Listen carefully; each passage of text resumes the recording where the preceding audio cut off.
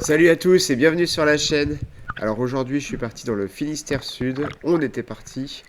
Donc on était à la recherche des araignées dans cette eau assez opaque. Donc suite au coup de vent, c'est pas évident franchement la chasse sous-marine. On a très peu de visie, donc au fond on avait, vous voyez, on avait maximum 2 mètres de visie. Et puis on cherchait nos araignées dans tout ce micmac de laminaires et de roches. Et c'était compliqué, hein. C'était compliqué, on cherchait aussi du poisson. Mais on s'en est sorti. Alors comme vous allez pouvoir le voir, j'étais avec un pote, j'étais avec Seb là qui chassait avec moi. Et on était sur la pointe de Trévignon. Et on a pu faire notre petite sortie sympa. On était content, il y avait du soleil. On a rencontré un joli phoque que vous allez voir là, tout de suite. Là, tu lui jettes un mulet, il le mange. Il y en a un autre? Ouais. Mais il est super fort. Regarde, il les rate pas les poissons lui. Oh la vache. Il a faim hein. C'est quoi qu'il a? Je fais gaffe parce que j'ai un petit peu pas. Ouais, c'était une sèche qu'il avait.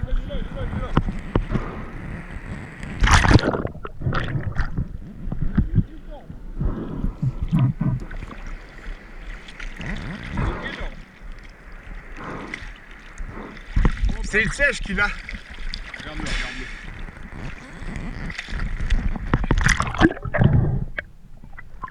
Et voilà, je baissais la tête parce que je me disais qu'il allait venir nous voir, mais il est même pas venu nous voir, il était occupé à manger. Et là, on s'est décalé, du coup, on l'a laissé tranquille. Et j'ai vu une tête de roche intéressante, donc je fais mes apnées. Donc au début, vous voyez, je fais mes apnées dans la faille, au pied de la tête de roche. Donc je me mets bien au fond de la faille, tout le corps au fond de la faille pour me dissimuler le plus possible. Dirigé vers la lumière et j'essaye de voir si un poisson serait intéressé à venir à l'appel. Un bar ou un sard, mais rien. Donc je vais remonter, voilà, vous voyez, je suis collé à la roche. Alors je me casse pas trop la tête à revenir en arrière parce que vu que l'eau elle est bien trouble, je suis quand même assez dissimulé. Je reprends mon air et il y avait un tombant. Donc après avoir fait la tête de roche, je vais faire le tombant. Et donc là je fais le tombant, donc dans le courant on voit que les algues sont couchées. Et là je repère un bar, et là il faut être vraiment habitué à son fusil parce que c'est un tir réflexe et je tire le poisson, je réussis à tirer le poisson. Et là je ramène le premier bar de la saison. Voilà, un joli bar. Donc je vous dirai après la taille qu'il fait, mais il est largement maillé, vous inquiétez pas. Et puis il est bien tiré. Alors je tirais dans le flou, hein, mais on avait la silhouette. Donc je tue rapidement mon poisson. Donc vous savez comment on fait, on passe dans les ouïes, on remonte derrière les yeux, c'est le cerveau, voilà, il convulse, il est devenu tout blanc. Et le poisson est donc mort. Et je vais retourner à ma bouée pour l'accrocher. Alors c'est l'histoire de cette sortie, c'est que j'ai perdu en fait les 3 premiers tirs et mon intro. Donc c'est comme ça, mais vous allez voir que là, il y a déjà du poisson. Donc c'était les 3 premiers tirs que j'ai fait. J'ai eu 2 mulets et une vieille. Et c'est sur la bouée parce que comme il y a le phoque, j'ai pas envie que le phoque vienne me manger mes poissons, ça m'embêterait. Donc pour l'instant, je les cache sur ma bouée le temps de sortir de sa zone de chasse au phoque. Donc on était un petit peu plus loin et là en fait j'avais repéré, vu que c'était marée descendante, j'avais repéré des têtes de roche un peu excentrées du bord. Et donc je descends sur les têtes de roche, vous voyez il y a des grandes failles. Là il y a même une caverne là. Donc je vais passer à travers et très souvent ça paye parce qu'on surprend le poisson qui est de l'autre côté. Donc je suis passé, je regarde un petit peu partout, donc j'ai la caméra sur la tête, hein, c'est pour ça que ça bouge. Et là je vois des mulets qui passent. Je prends le dernier. Toc, je tire le dernier. Donc les mulets ils sont souvent en haut des têtes de roche. Donc quand on se cale en bas, on peut très facilement les faire venir à l'appel et du coup les tirer. Alors ça sera le 3e mulet que j'ai tiré. Donc c'est des mulets d'océan, hein, c'est des bons poissons. Donc il y en a un des 3 que j'ai donné. Avec les 2 autres, j'ai préparé mes fameuses rillettes. Là il y a le beau temps, donc on va commencer à prendre l'apéro et tout. Et vous voyez, pour tuer le mulet, j'enfonce la lame derrière sa lèvre jusqu'au cerveau, donc qui est entre les yeux. Et après, le poisson, il est mort. Là, on voit déjà qu'il convulse et c'est réglé. Je vais aller l'attacher à ma bouée. Et du coup, je m'en tire avec un poisson supplémentaire, donc ça fait déjà 5 poissons. Je commence à être bien content, mais toujours pas d'araignée, ça serait un petit peu le drame de la sortie. Voilà, j'accroche mon poisson.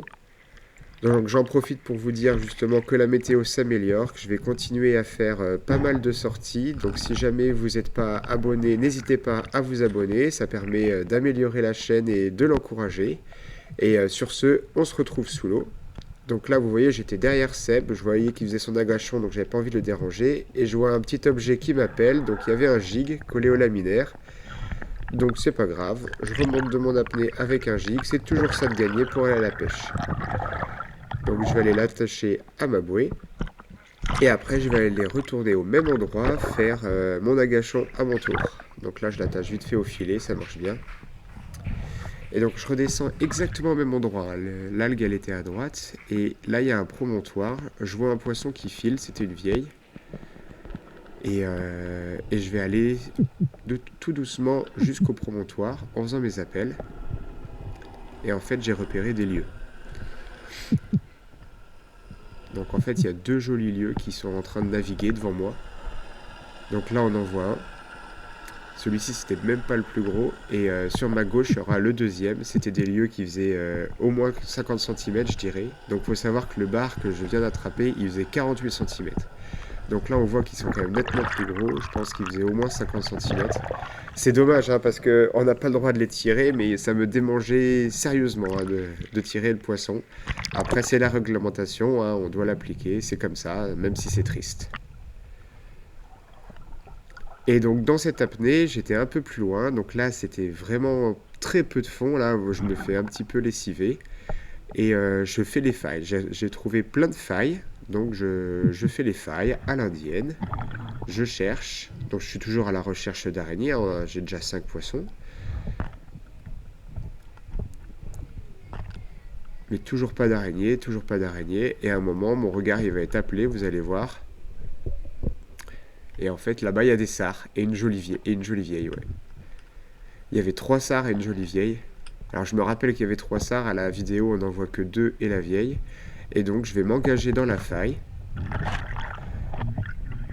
Là, il y a une bifurcation. Donc, je revois les sards. Donc là, je me dis, c'est trop tard. Du moins, pour ce banc de sards, c'est trop tard. La vieille est partie à gauche. Donc, je remonte à la surface. Je vais prendre le temps de me ventiler et de retourner chercher sûrement la vieille ou de trouver les sards. Donc j'ai fait des petites apnées ce coup-ci. Hein. Vous voyez, j'ai réussi à faire 5 poissons, mais mes apnées, elles ont rarement dépassé la minute parce que ce que je voulais, c'était principalement des araignées. Donc ce que j'ai fait, c'est que j'ai multiplié les apnées avec peu de temps de repos. Vous voyez, je regarde régulièrement ma montre. Là, c'est une montre d'Ivonéa d'ailleurs. C'est un fabricant français qui l'a fait. Elle est vraiment pas chère, elle est vraiment bien. Vous devriez regarder pour ceux qui ont besoin d'une montre.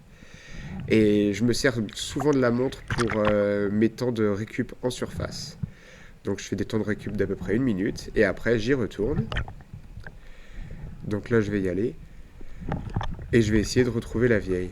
Donc je retombe sur la même faille. Vous voyez, c'est la même bifurcation.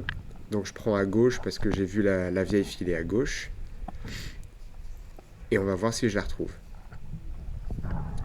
Donc je me dévoile tout doucement. Là je la vois, elle est en contrebas en fait. Je regarde vite fait s'il n'y a pas un sard. Non, il n'y a pas un sard. Donc je vais aller la tirer. Bam, je la tire. On entend la flèche remuer. Je regarde s'il n'y a pas une araignée dans une crevasse. Et ben non, tant pis pour moi. Et je remonte avec une jolie vieille. Et celle-ci, elle aura été mangée le soir même avec les enfants.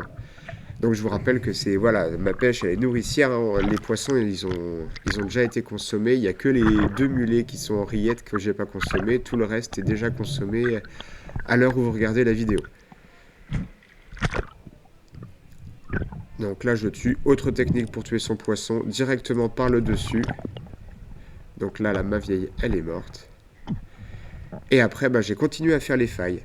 Donc je continue à faire les failles parce que comme il y a les sards, ça m'a un petit peu chauffé. Donc j'essaye de retrouver les sards. Mais par marée basse, c'est compliqué à trouver les sards. Et là j'en vois un qui file. Et là je tire. C'était un tir désespéré. J'ai raté mon tir. Et j'ai raté le poisson. C'était dommage. Et puis sur la fin de la chasse, mais vraiment sur la fin, au moment où je me dis je rentre, je trouve enfin une araignée, donc j'étais content. Je vais chercher mon araignée, c'était la seule, et en plus elle était pas grosse, mais je l'ai quand même gardée. Elle faisait largement la taille. Et après j'ai pu rentrer au bord avec une jolie pêche. Bon sur ce, j'espère que ça vous a quand même plu malgré la visie. Allez, ciao!